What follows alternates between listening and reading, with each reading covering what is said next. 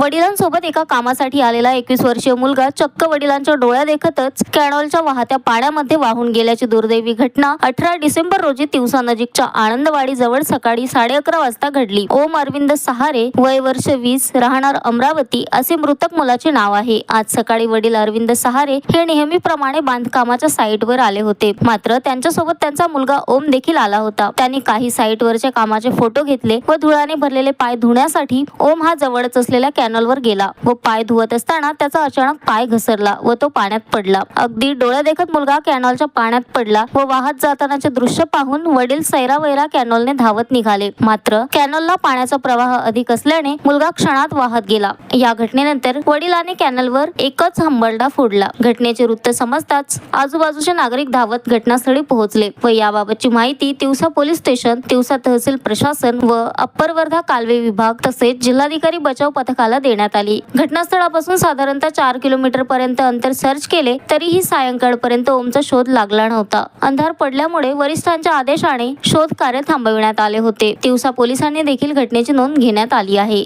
Bureau report, the sting operation news, Tiwasa.